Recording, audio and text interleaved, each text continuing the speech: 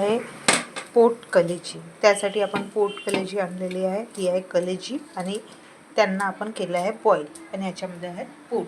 बघा, आता आपण यांना काप करून घेणार आहे आणि त्यानंतर यांना आपण फोडणी घालणार आहोत. तर चला करूया यांचे काप. या पद्धतीने यांचे काप करून घ्यायचे.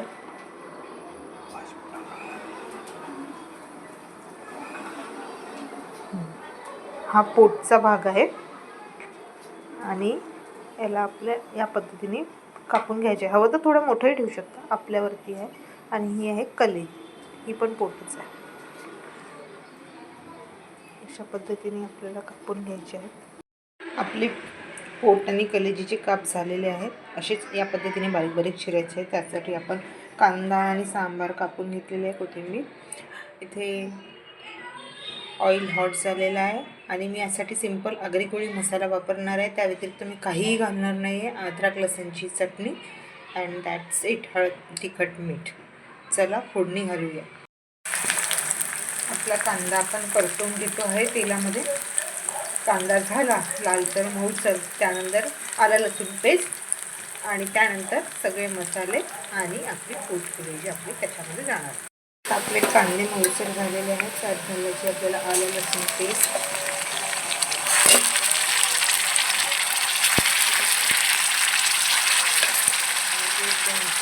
तिला थोडं हलवायचं कांद्यामध्ये. बघा, अशा पद्धतीने कांद्यामध्ये मिळून गेलं पाहिजे. आपले झालेली आहे चटणी आणि तेल सोडलेलं आहे. यात मी घालणार आहे 1 चम्मच आगरी कोळी मसाला, चवीनुसार मीठ आणि थोडं लाल तिखट आणि हळद. मिक्स इट व्हेरी वेल.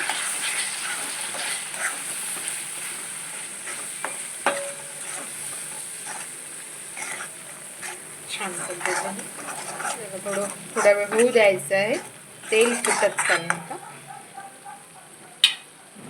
बघा, हवं तर थोडं पाणी घालू शकतो आपण याच्यामध्ये, मसाला जळायला नको म्हणून. आता आपल्या मसाल्याने तेल सोडलेलं आहे. Look at this. I think त्याच्यामुळे दिसतं, वाफेमुळे तुम्हाला थोडं क्लिअर दिसून नाही राहिलं. अदरवाईज आता आपल्याला याच्यामध्ये आपल्याला कापलेली पोट आणि कलेजी ट्रान्सफर करायची. ठीक आहे.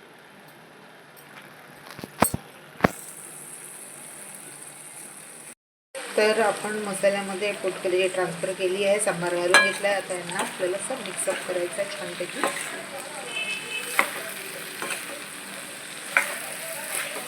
बिकॉज हे बॉईल आहेत त्यामुळे ना वेळ नाही लागणार आणि हे स्वतः पण पाणी सोडतील.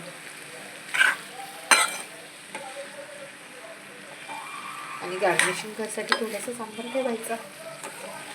नंतर यांना गार्निश करून मिक्स इट व्हेरी वेल.